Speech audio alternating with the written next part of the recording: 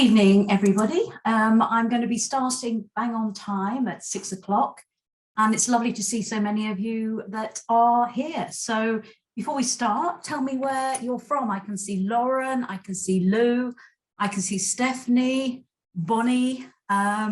So I hope you're going to get a lot out of this evening. I did this last month in January, and I'm doing it again because it was really popular and so many of you missed it. So you wanted to hear it again. So let's just see now if I'm having any technical issues before we start. And again, all of your cameras will be blanked. I won't be able to see any of you. So your privacy is really important. And this is a safe space to be. Let's just look here. Birmingham, Ruby's from Boston, Southwest London, Nottingham, Portsmouth, Essex. Brilliant. So lots of you, America, New York, always good, Leicester, Kent. So it's good. I've got lots of you on and I'm really looking forward to this next hour. And what I'm going to do straight after is go on to IGTV Live and answer all of your questions so we can see how we get on. I've got 2 more minutes to go. Looking here, somebody else from Cambridge. London, Kent, fantastic. And it's growing all of the time. So that is really, really good. Oh, somebody from New Zealand and Canada, international, which is brilliant, isn't it? Okay, right. I'm going to start now because it's bang on time. Just look here.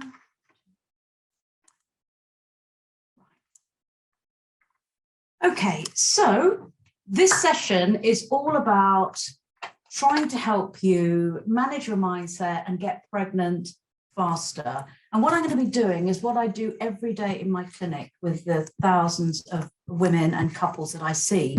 So I do want it to be quite interactive. You've all got your workbooks, so I want you to get those out and we'll work together as we go through things as I guide you. So in terms of who I am, I think a lot of you know who I am. I've been a midwife for 40 years. I've been an acupuncturist for 25. I really believe in the holistic approach to fertility, which is becoming more and more popular. I mean, as a midwife, I'm very involved in the medical side, but it's great to be able to add the holistic side as well. So looking at lifestyle, diet, nutrition, supplements, and mindset. And the reason I became very interested in this is that I was on my own journey, not a fertility journey, but I suffered from postnatal depression when I had my son over 30 years ago now. And if you can imagine that time, at that time, there was no Dr. Google, there was no internet, there was nothing I could do apart from read. And I spent a long time back then in Blackwell's bookstore in Oxford, between the aisles, just reading as much as I could to sort of gain information. So that was how I started. And then I ended up doing a lot for pregnancy on the NHS with acupuncture because I trained as an acupuncturist. After that, I got asked more and more about fertility, which led to me setting up a clinic in London for fertility, trying naturally. And then 10 years ago, setting up an IVF clinic along exactly the same lines, looking at absolutely everything before you go down that path of IVF, preparation being absolutely key. So, you know, for anybody listening tonight, you're in the right place if you can answer any of these questions that are up here. So, you know, you've been trying to get pregnant for a while, you're thinking about IVF, you've had failed pregnancies, you're feeling anxious and stressed and want to know how to manage your stress. For each of you listening tonight, you all have different challenges. You're all on different parts of your journey. Some just starting. Some of you will have had 5 or 6 IVFs. Can you turn that on for me? Yeah. So the most important thing that no 2 people are the same. Your circumstances are individual and they're different to you. And I think, you know, for many women, you enter that fertility journey. And, you know, challenges come from past beliefs, stories you tell yourselves, things that have happened to you, traumas that have happened to you in the past. So, you know, it is interesting. It's a unique situation that you are in. But the biggest challenge for most of you is dealing with uncertainty, not knowing when and if you'll get pregnant. And this is really hard to deal with on a day-to-day basis. And that's what I want to sort of try and help you with tonight. So the sorts of couples I see, and I've seen everything during my time. I have women that are just starting off trying. I have women that are thinking about IVF, same-sex couples, women that want to know if they need IVF, couples that are co-parenting. There's a whole mixture of women and couples that I see. And when I ask the question, what do you want from this consultation? The answer is always the same. Women want education, they want support, they want a plan of action, they want to know what direction they need to go in.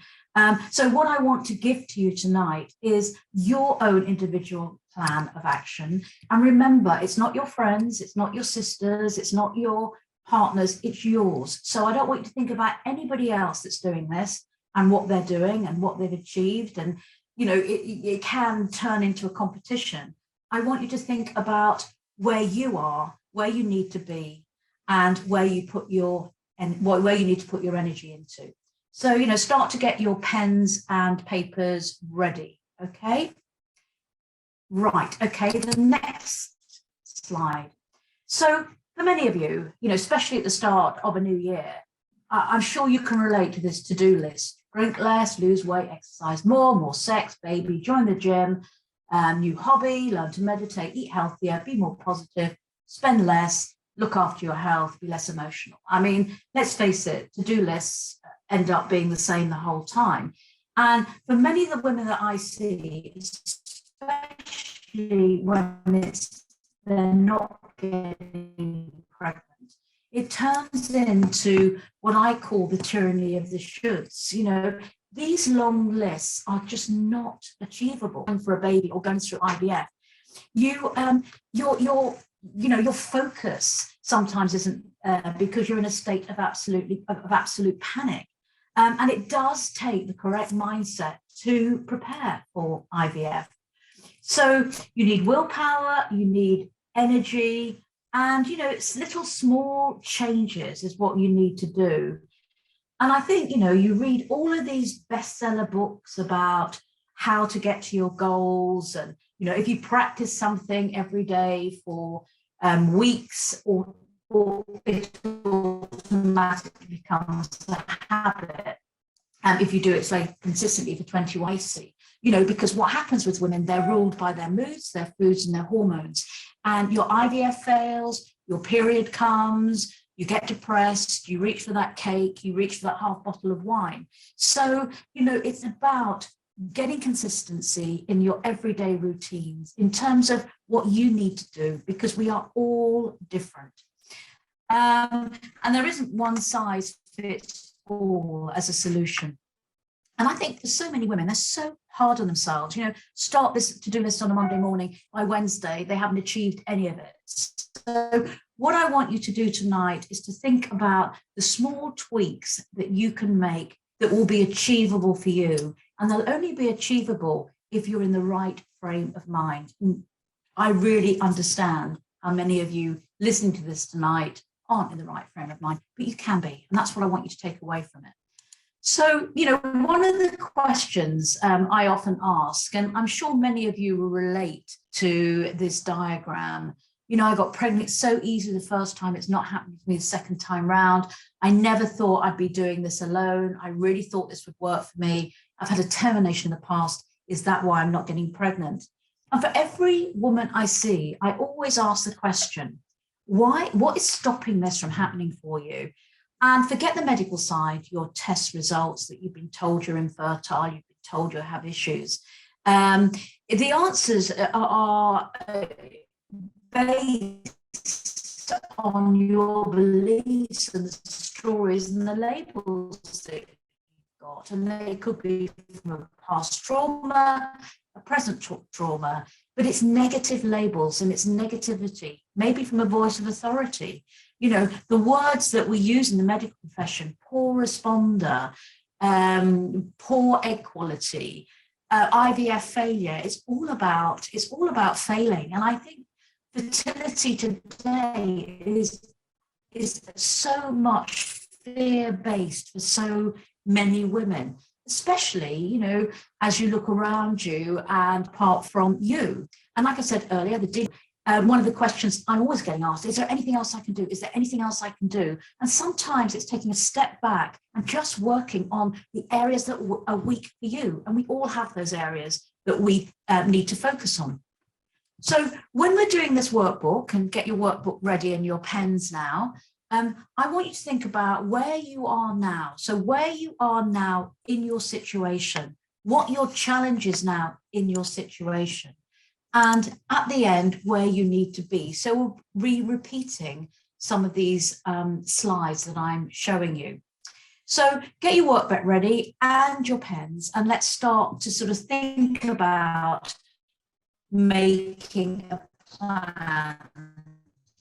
So what I'm going to cover is a plan of action with fertility, your mindset, your lifestyle, and supplements you're taking. So, you know, when I start to look at a plan, when I see a couple or a woman, the most important thing is control. So many women feel out of control when this isn't working for them. And, you know, you don't have control over when you get pregnant. Getting pregnant is a subconscious thing. Fair enough, when you're doing IVF, it is different. You don't have control over your mindset, but you do have control. You do have control over your mindset, sorry. And you do have control over your diet, your supplements, your thoughts, emotions, and how you react to all of this. So it's what's going into your body internally that you do have control of. And, you know, that's great because it means that you've got something with is, you know, what is happening to you medically at the moment? You know, what is going on for you? What is your diet like? What is your lifestyle like? How are you emotionally most of the time? Thinking about, you know, what your challenge is at the moment. What are you currently facing? Is it relationship issues? Is it friendships? Is it work? Is it financial? Is it your weight? You know, think about what you're struggling with in your relationship, in your mindset, in your lifestyle, in your, you know, sleep, what negative emotions and thoughts you're having a lot of time. And then we can start to sort of make a plan. But also energy is really important. What's using up your energy? You know, what's taking up your time, your thoughts when you're asleep at night? So let's first look at the emotional health wheel. So, you know, you do go through a roller coaster. You do experience really strong emotions of fear, anger, worry, and grief. And these have an impact on your stress, your hormones, and, you know, your negativity. And, you know, when you think about emotions like fear and jealousy and, you know, frustration, it's a crippling thing, is that when you are fearful of so many things, you go into protection mode to protect yourself from these powerful emotions. And certainly in Chinese medicine, when you have strong emotions, they block the energy or the qi. And I'm a big believer in this. And when you're in that protective mode, you don't grow on every level because you won't allow yourself to grow. You know, you're stuck in this rut of thought and worry and fear and jealousy and anger and frustration. So you're not growing on every level. You're just remaining stagnant. And I want you to sort of take that away with you because you have the ability to be able to change this. So what I'm asking you to do with this emotional health grid is just, you know, spend some time now just going around it and, you know, school yourself out of 10 and, you know, see where you're at and see which emotion is becoming the predominant one for you. And we can revisit it at the end because that's the one that you will need to work on. So I'm just going to give you a second just to sort of think about that and look at that as well.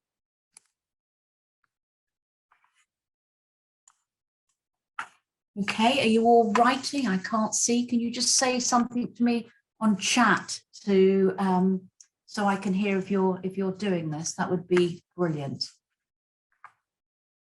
Okay, so then moving on to the lifestyle. And again, it's looking at your higher scores, looking at your relationships, looking at your, looking at stress levels, looking at how much energy you've got, looking at exercise, looking at sleep. All of these are really, really important because it's about building up your reserves and what's draining your energy. Building up your reserves of energy is really, really important. So, it's very easy to think about energy in terms of being tired, but all of the body systems need energy.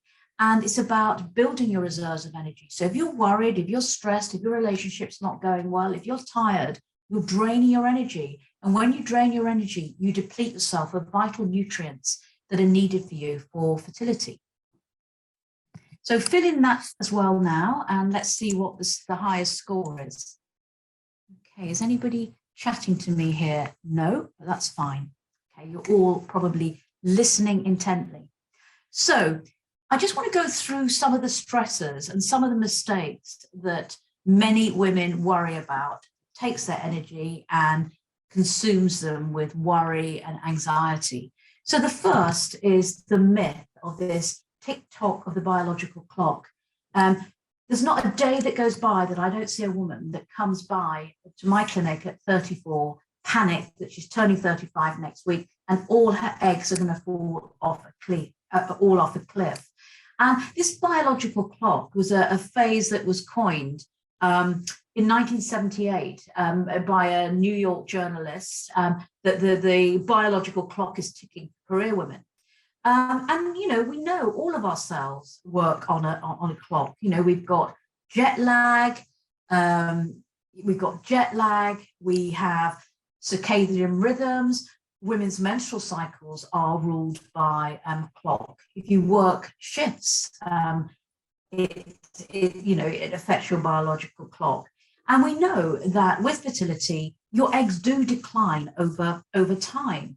But this biological clock has started to symbolize pressure for many, many women about having a child and causing more and more anxiety. They worry about the fertile window decreasing, timing they panic about. Many of the women I see go on the pill at 15, they don't come off till 35. So they are have no knowledge about their fertile cycle. And the focus is always on the egg and how long it lasts. I'm just looking here. Yeah, that's great.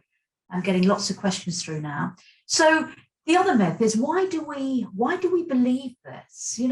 We believe it because headlines are scattered with this whole thing about women have left it too late, they're career women, etc. I never see that. I never see women that are career women. I only see the women that have left it too late because they haven't been educated, they haven't been supported, they haven't met the right partner, and they have no idea about their fertility. So, I know it causes pressure and there's time pressure, and I know that not everybody is in a situation to have a baby, but in reality, this all adds to the stress that many women have. And I think the difficult thing is about delays. Many women in their 40s, they look incredible for their age, but the ovaries are still aging. But today, women have far more choices than they did 15, 20 years ago, looking at egg freezing, egg donation. So I think one of the things that I end up doing is managing a woman's expectations. So working with their age, giving them a time frame to work within, to make the changes before they think about doing something like IVF. And, on average, it does take 8 to 12 months to conceive. Some women are far luckier. They get pregnant in the first couple of months. And I try and get through to women as well, the delays in fertility.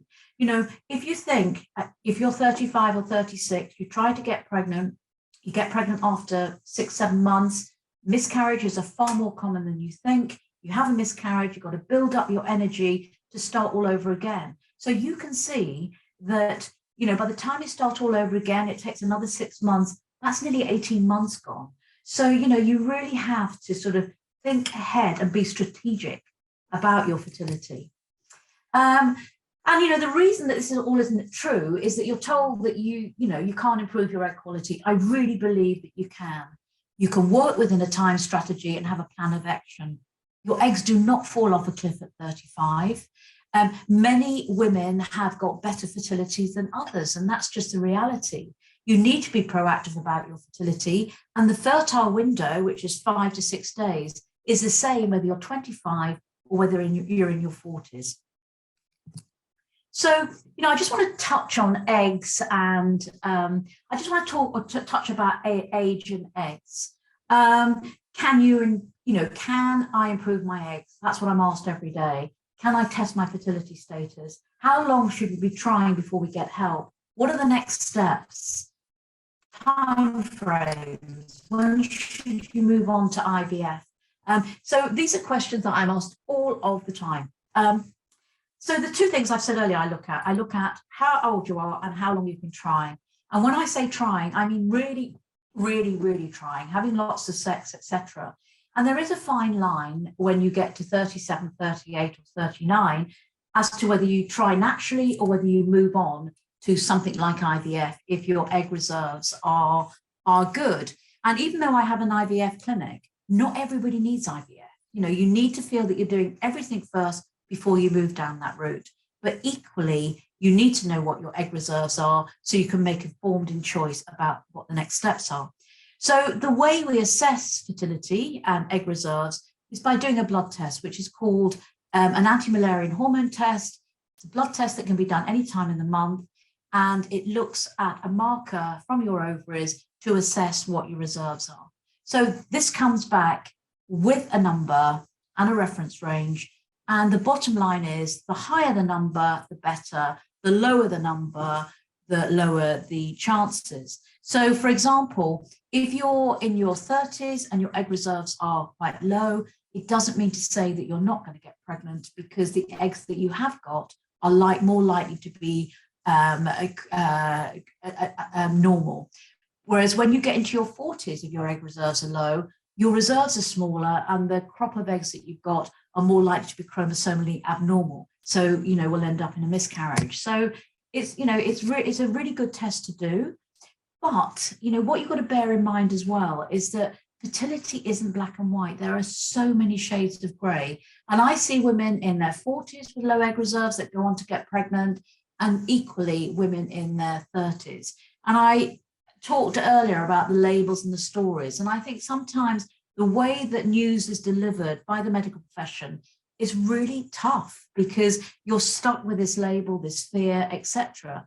So, I think you need to think about doing this test, but I would always advise, if you do this test, don't do it if you're single, if you're on your own and you haven't got a partner, unless you intend to go on to freeze your eggs and do it on your own. I see too many women that have this test done. Every test is always a result and it comes back low, and they're in absolute panic that their reserves are low, they haven't met a partner, they've got to think about having a baby sooner or later. So don't ever over-medicalize it too soon. And, another question I always get asked by women is, I want to do this fertility test because I want to have an idea of how long I've got. You can't tell somebody how long they've got because nobody knows. Your fertility reserves might be quite high, but they decline as time goes on. So, we don't know. So getting across to somebody at 32, 33, doing these tests, have a plan of action in place. Don't leave it too long. Because like I said earlier, it takes 8 months to conceive. Miscarriages are really common. So, really think about why you're doing this test. Also, if you're over 35, and I know it's so difficult with COVID and the NHS and everything at the moment, but if you're really trying for 6 months, having sex regularly, and by regularly, I mean at least 3 times a week, and it's not happening for you, please do go and get help. I mean, the whole thing for me is looking back and having no regrets. And I'm sure many of you listening to this tonight will know one of the things I hear women say all of the time was, I wish I'd tried sooner. I wish I'd got help sooner. I wish I had more knowledge about my fertility and what's going on. So these are just little things to be able to help you. The second thing that I see frequently is, and I see this so much, apps will get you pregnant faster. And again, there's not a day that goes by when somebody doesn't come in with their app. Everybody is on their apps. And I'm not saying that it's a bad thing, but, tracking your ovulation, it's good to do. The more data you have, the more control you have. That's the thoughts. But apps, gadgets, gizmos, thermometers, ovulation sticks, all of those, Dr. Google, makes you obsessive. You're constantly thinking about where you are. And, that's really difficult. And I think it makes women really stressed and very, very, very anxious. So, what I try and encourage is for so many women that have got fertility issues, you don't want to think about your apps the whole time, because it's bringing about a lot of fear. And I understand that, because some women have been on the pill for over 15 years, so they don't know what their cycles are like. So absolutely, in the beginning, for the first couple of months, think about, do it, but then don't do a whole year's worth. Because you know where you're at, and it's just putting more and more pressure on what's happening for you. So apps can be helpful initially, but they don't provide long-term solutions, and they do make you more obsessed. Absolutely, they do. And the reality is that this obsession starts to impact on your partner, your relationships, and everything else. Okay, so why isn't this true? Why isn't technology helping you? I mean, it's great that we've got this, but it's taking you more and more outside about what's going on in your body. The more data you have is causing you more obsession and depression. The obsession with these apps make you more stressed. And this is all about the pressure. I talk about the 4 Ps, which I'm going to come on to. Women lose confidence in their bodies because of this. And they've lost their, women lose their intuition, about where they're at and what they need to do. So looking at, I'm going to come on to the 4 Ps, but I just want to look at the third thing that causes women so much pressure. And that is the most infuriating thing. Just relax and it will happen for you. Are you doing yoga? Are you doing acupuncture? These surface level changes won't make any difference to you, because you can't stop thinking about fertility when you're trying for a baby. A lot of the work you need to do is rewiring your brain. And I'll come on to talk a little bit about this. I can't cover it completely this evening, to make significant changes. So it's about positive reinforcement and working on your subconscious mind to rewire your thoughts through breathing and visualization, changing the stories and the labels you've been given, getting you to manage your mindset and understanding the triggers that are affecting your mindset, and teaching you techniques that are really, really going to help you. And then the final bonus is the myth that IVF is just a numbers game. There's nothing you can do to change your situation, and there's nothing you can do to improve your eggs. I don't believe this. I'm a huge believer in preparation, absolutely, on every level. So that's mind, body, and spirit. And, when you think about preparation, you can do this for IVF because you have a date, you know what you're working towards, you know what your goal is, you know what you need to do to prepare. And it's almost like running a marathon. You would never run a marathon without running a race or practicing. You would never go out when you're getting married, buy your wedding dress on a Friday for a Saturday wedding. It just doesn't happen. And it's the same with IVF. It's all preparation. And for me and at my clinic, preparation on every level is absolutely key. Actually, I'm repeating this here now. You can improve your eggs and sperm. You're born with all the eggs that you have. Women are reminded of this every day of the week. But the environment and the lifestyle that the eggs are growing in are affected by your lifestyle, your diet, and your nutrition. You can change your mindset, but it takes practice. I don't believe I believe in visualization, I believe in manifestation, but not as, you can't manifest a baby. I don't believe you should visualize a baby, but there are things that you can do through visualization that are going to help your stress levels, that are going to help you imagine or picture something just like Olympians when they're practicing. And there's a lot that you can do on the conscious level, but also subconsciously is where you need to rewire your brain and your thoughts and emotions. So just sort of jumping back a bit to the 4 Ps and everything that I see with the women that I see: pressure, panic, performance, and passion. Now, this doesn't matter. This doesn't matter whether you're trying naturally or whether you're going through IVF. These 4 Ps apply to everybody. And let me just explain why. Let's look at the pressure first. When you first start trying for a baby, it's so exciting. It's the first time you switched on this switch and, the sex is great. You feel excited. Could it be this month? But give it 6 months down the line and the strain starts to show, dealing with the uncertainty, and it's difficult. And, you look around at your friends and they're all getting pregnant. Your periods come, you get deeper and deeper into this pit of what can I do? I'm doing absolutely everything. And if you're not careful, it will start to affect your relationship. There's a lot of pressure as well around ovulation apps, thermometers, and the big focus on ovulation. And I absolutely understand that sex becomes mechanical. It does for so many women when you're trying for, over 6 months, a year. And the last thing you want to do is have sex. You just want to have sex around ovulation, and that's it.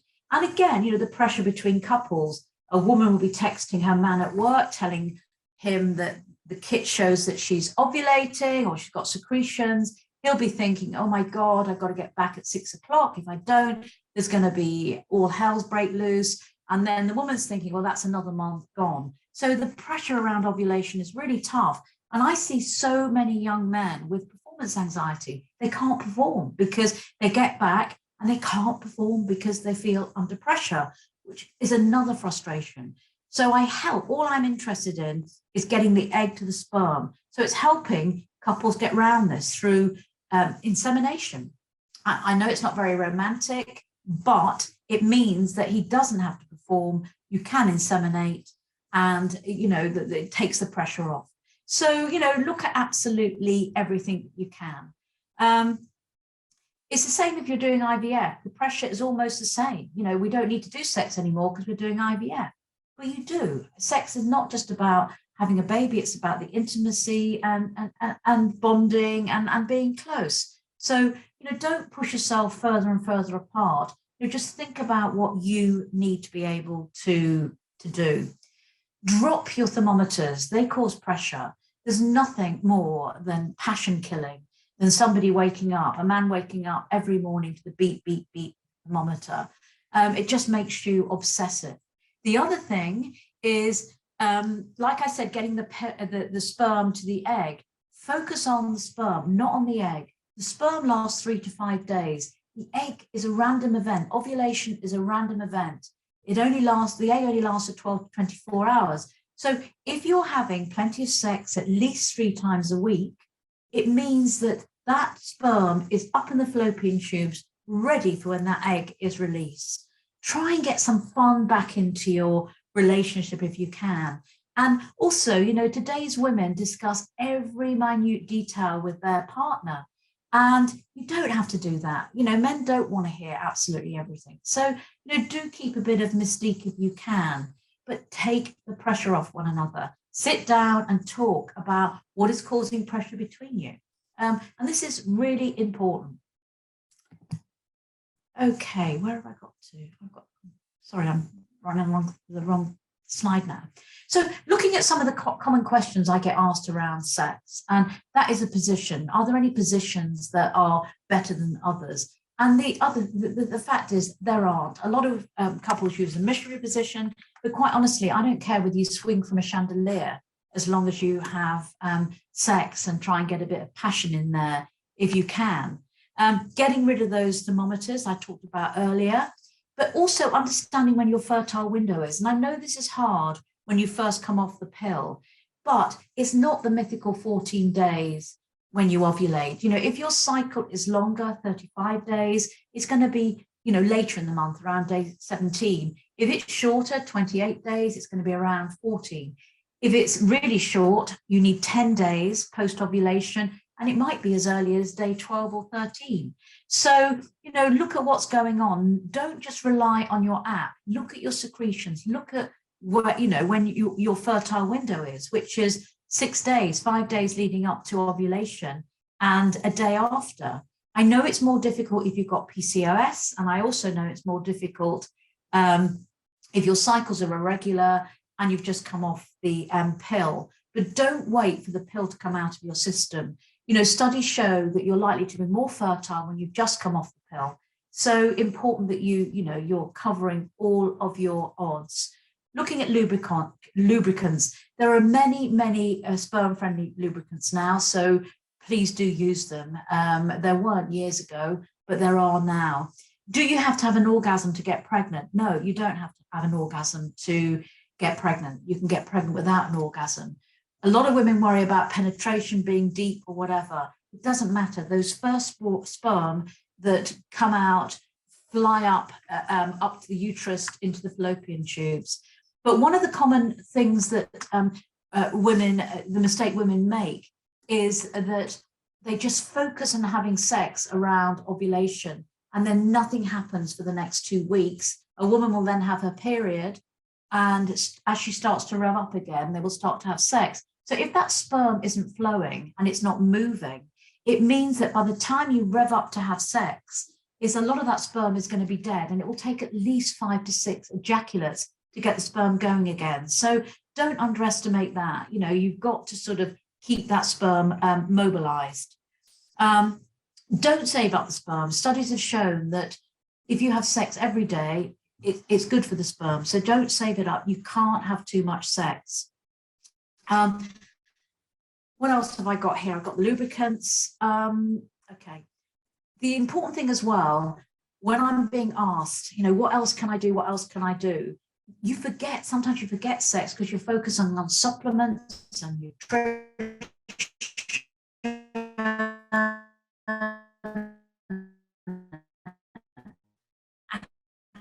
acupuncture, all of that, all important. I've not missed something that I really believe in when it comes to fertility, be it trying naturally or whether it is IVF, is that fertility is a whole body event. All of your systems are interconnected via the nervous system. The thoughts and your emotions will affect your hormones, your stress hormones, producing adrenaline, etc. Your diet and the nutrients you take will help you make good eggs and sperm. Your gut and the microbiome, if you've got diarrhea or constipation or irritable bowel, like so many women I see, it's hard to get absorption to make the hormones that you need. Your heart, what has your heart got to do with fertility? It's got everything to do with fertility, because your heart is the seat of your emotions. It's like your brain. It's a brain on its own. It's got neurons. It produces hormones. It produces oxytocin, the love hormone. And so many women, when I ask about their hearts when they see me, they feel that they're broken. They feel that they're heavy. They feel that they're disconnected because they can't connect to anybody around them anymore, and they've cut themselves off. So this all impacts on your fertility, as does your gut. So, I touched on earlier about energy. You need energy at the cellular level to get, you need good nutrients. You need good energy reserves through sleep, through going out in nature, through meditation, through switching off. You deplete yourself through stress. So the nervous system is incredibly important, and it's full of neural networks from the brain, the heart, the gut, and what I call the fourth brain, which is the uterus, although it's not officially a brain. But all of these neural networks are sending messages. So if you're happy, which you can't be all of the time, I know, but if you're sad or you're depressed, if you're angry, if you're frustrating, you're sending messages throughout your body. And the autonomic nervous system is tied to a woman's emotional state. hasn't empowered his words is the key to communicating to your body on a deeper level. The ANS, the autonomic nervous system, is also the interface between the mind and the body. So these everyday stressors, the mind, your thoughts, emotions, fatigue, lack of sleep, low energy, are all affecting your fertility. So it's not just the fallopian tubes, it's everything else that you're doing, your exercise, your diet, your nutrition, your stress levels, etc. And, you know, when something has a brain, it's capable of change. And we now know through neuroscience, this is a possibility, and ancient wisdom, that you can grow new networks in your brain, in your heart, in your gut. And so by visualization and through breathing, what you're doing is you are helping to look at the autonomic nervous system and looking at the sympathetic and the parasympathetic. The sympathetic is about fight and flight when you get angry and you're fearful. The parasympathetic is about calm and peace. And that's what you want to switch to when you're doing visualization and you're doing meditation, etc. And, you know, let's face it, for many of you listening to this, your life experiences have conditioned the neural networks of your brain with many dysfunctional patterns, which are learned behaviors. You know, if you've been heartbroken, you don't want to listen to your heart anymore.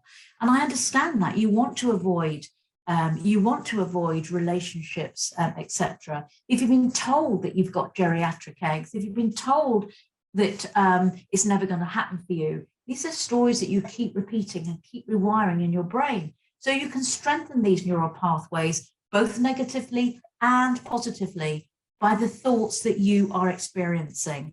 And I can't go into this now, but I will be doing a visualization next month. So I just want you to think about the powerful biology that we all have within us, that we can transform relationship with our mind and our body.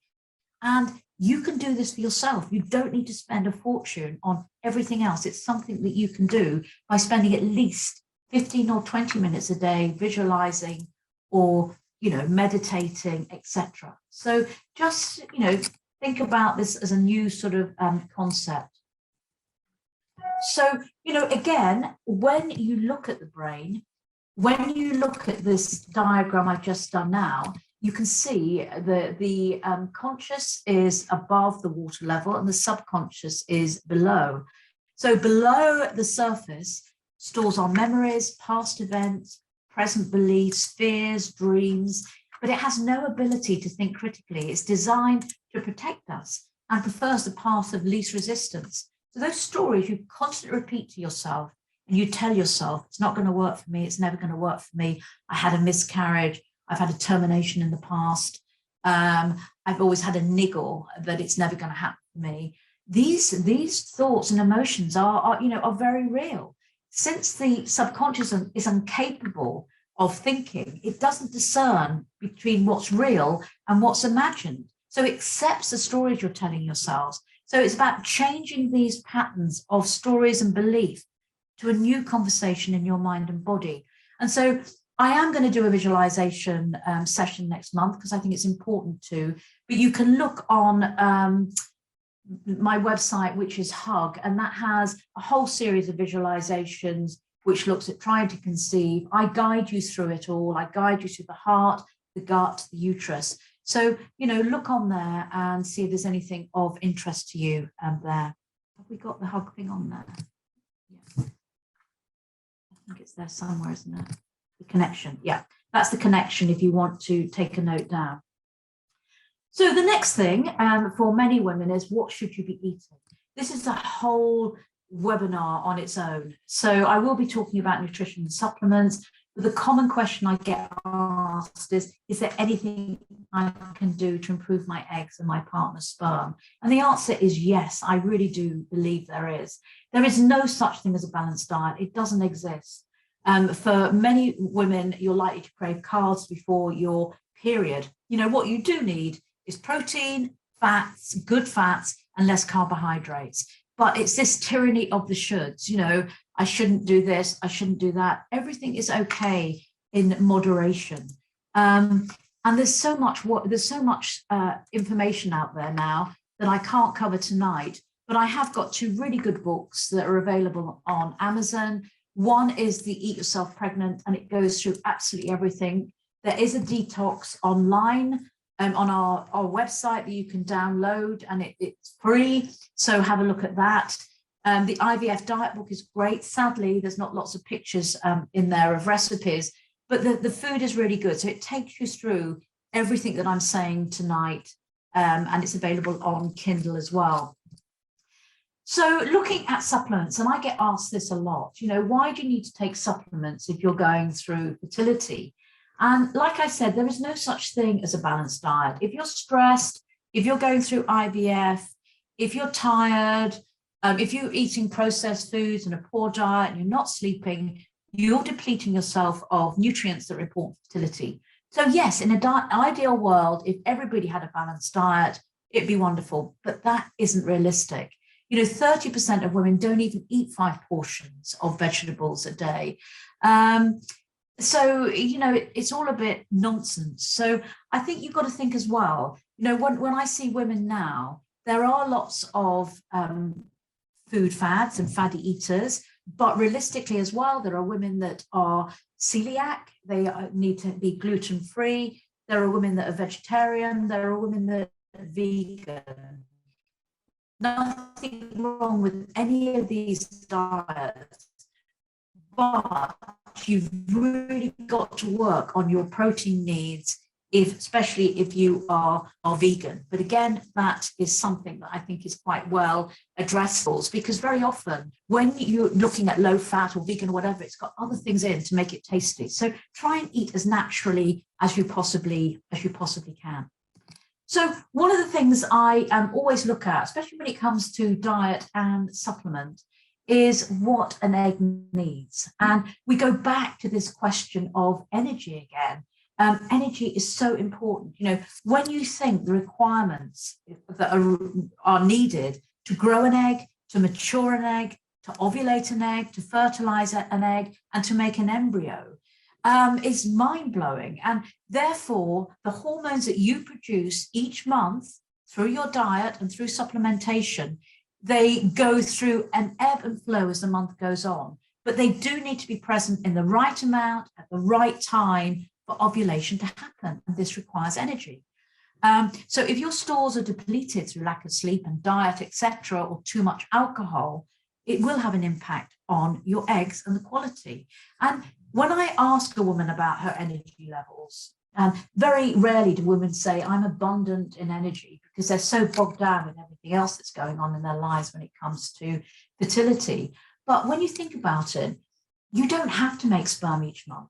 You don't have to ovulate an egg, because you're not going to die if you don't ovulate. You're not going to die if you don't produce sperm. But the energy needs to go elsewhere in the body. So just think about not pushing yourself too hard and building up your reserves. So the egg is the largest cell in the body. It's 550 times bigger than sperm. So that means it's got a huge mitochondria, which is the powerhouse.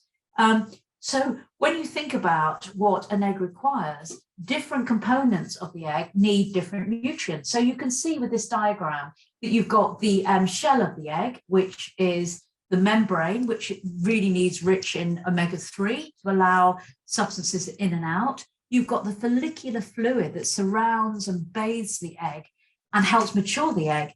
And that needs to be really, it's rich in inositol and folate, it's rich in vitamin D, vitamin C. So, it's helping the egg mature. The mitochondria of the egg, the central bit of the egg, it has to divide and divide and divide. And it needs a lot of energy to be able to do that. And we know now that coenzyme Q10, ubiquinol, is really, really important for this function. The egg also needs protection from free radicals. Free radicals are a byproduct of our metabolism. So on a low level, they're a good thing. But on a high level, through stress, through lack of sleep, through too much exercise, they're a bad thing. So you need to have antioxidants in your diet and in your supplements to neutralize the free radicals. So, again, looking at the egg, there is so much that you can do, I honestly believe, to improve egg quality. And, especially if you are doing something like IVF, because when you're trying naturally, we're just looking at ovulating one egg. But when you're looking at IVF, you're looking at growing a good amount of eggs. So, you need more protein, you need the nutrients to be able to get that good crop of egg. And there's so much work that's been done now on mitochondrial health. And we know the mitochondria does reduce with age. So if you're older, it's equally important, if you're trying for a baby, to look at coenzyme Q10. Okay. So what does a sperm need? A sperm needs exactly what an egg needs. And, men are very, very fortunate. They're producing sperm 24/7. And, which is a great thing. But the whole thing about sperm is, you have huge numbers. You're looking at millions and millions of sperm, and a lot of sperm, we only look in the semen analysis for 4% of the sperm to be normal. So the rest, 96% are abnormal. But again, equally, it's about that one sperm. You can see what the sperm is looking at, but you can't tell about the genetics of that sperm. So looking at a balanced diet, looking at weight, blood sugar, protein, fats, carbs, etc. But a sperm, even though it's smaller, it does need equal nutrients to the egg. So you're looking at coenzyme Q10 to help the sperm move. You're looking at omega-3 for the cell membrane and the head of the sperm. I mean, you think about one of the most important jobs of the sperm is to deliver the DNA, which, it's the crown jewel. So you've got to look after the sperm. And increasingly, we're understanding more and more now about sperm health and nutrients. So moving on, I'm going to talk a little bit about the product range. And this is the team behind me. But for me, it's the anniversary that we had last September. But for me, it's not just about supplements. It's about helping to inform, educate, support women through preconception, fertility, IVF. And that is important to me as a midwife. And that's why doing things like this to educate is really, really helpful. I've always believed in the importance of nutrition and nutrients. And I don't want anybody listening to this to replace their diet through supplements. Nutrition is really important. But, when I set out, I wanted to be able to be involved in all the formulations, which I still am today, researching and talking to scientists and experts about what goes into the products.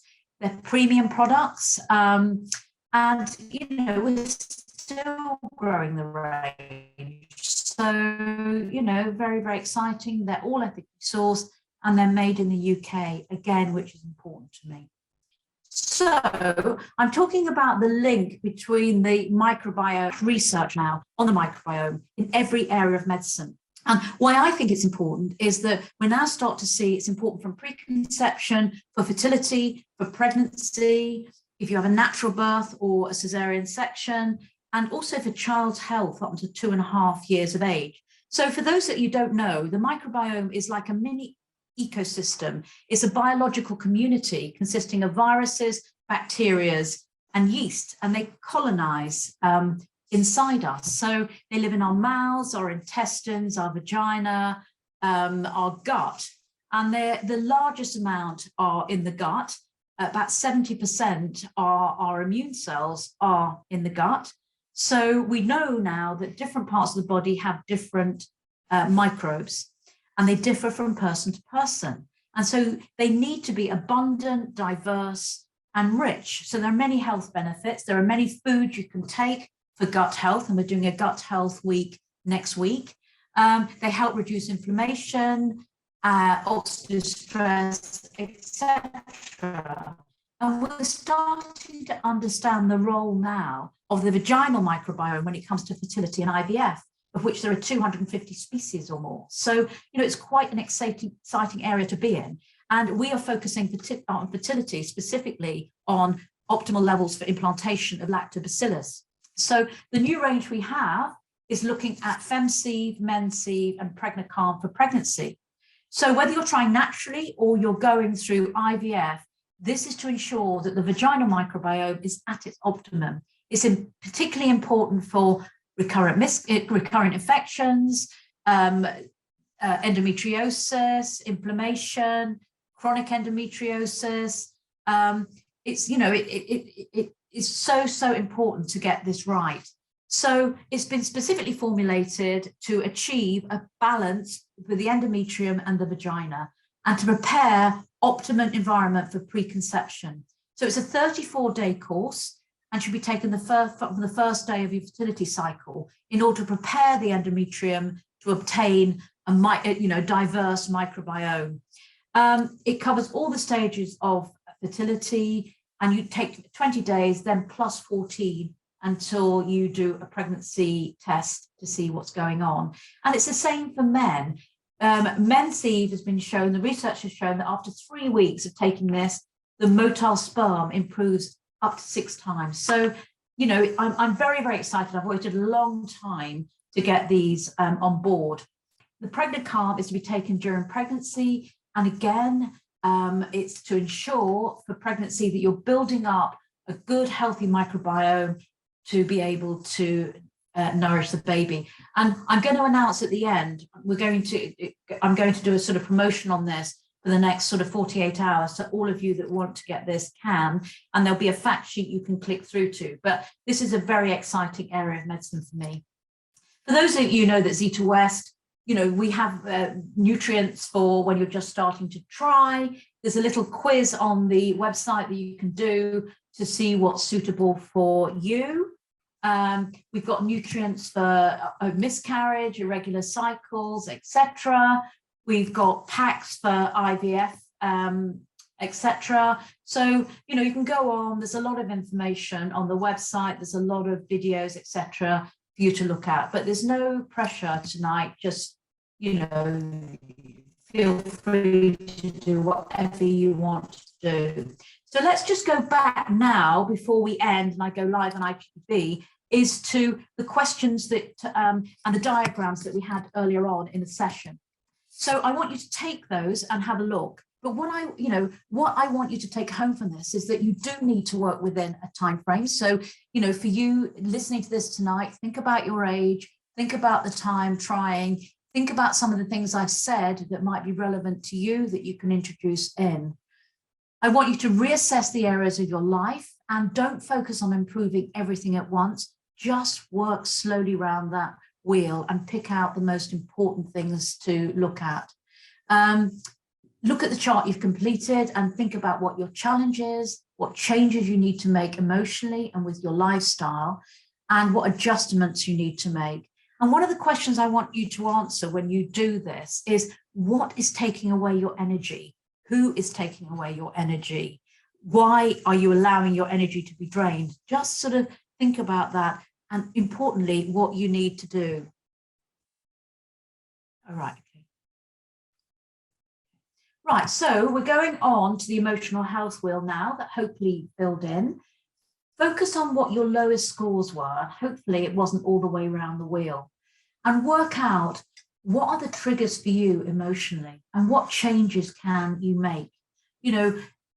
Just by sort of like visualizing, meditating, listening to one of my visualizations, just to see what comes up for you. Because like I said, women are very cut off from their bodies. They're relying on everything outside. You need to start listening internally to what's going on for you and the changes that you can make once you recognize them. Moving on to the lifestyle. Again, it's looking at energy. Where are the areas that are the most important for you? Is it your relationship? Is it not sleeping? Is it not having enough sex? Is it your work-life balance? Is it fun in your life? One of the questions I always ask to couples, do you feel like you're having fun in your life? And it's like, no, our life is on hold. Don't put your life on hold. Start to sort of build some of that fun back in to your lives and just look at where these weak areas lie for you and what realistically you can do to make some of these changes. And remember when I said earlier, it's all about your mindset. It's no good me telling you to do all of this if your mindset isn't right and you're not in the right mindset. So take some time to think about how to get in that mindset. What is going to be the best focus for you? Make it simple. Don't make it complicated. You won't be able to achieve all of this in one go. Just start off slowly and practice and practice and practice and look at a different thing each week. And the final one is, what are the changes that you need to make? So I know that you're all different and you've all got different scenarios, but I want you to write down now 3 things in each of these boxes. So for example, the medical side, are there more tests and investigations that you need to do?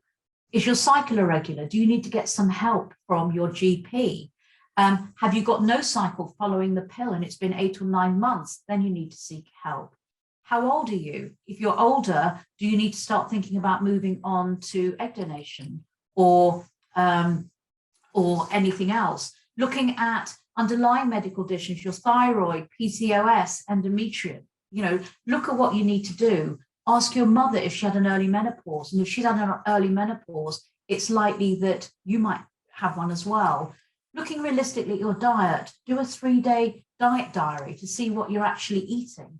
Don't be hard on yourself because some weeks are going to be better than others. Look at your lifestyle, your work-life balance, what you need to do.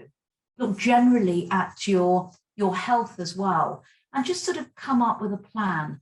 But what I want you to write right at the end of this, because I'm going to move on now to what we're offering. But I want you to write at the bottom of this, be gentle with yourself, be gentle with yourself, because it's so important. Women are too hard on themselves. So I hope you're taking away something from this evening. So finally, have I got that slide? No? So finally, what we are doing is we're offering 20% off FemCeive and MENCeive. Where have we added the launch code? Launch 20, you put in at checkout, and it will be via the link at the end of this chat. So this is going to be available for the next 48 hours. But I think they're great products, so I hope that they help you. So what I'm going to do now is I'm going to go straight on to live.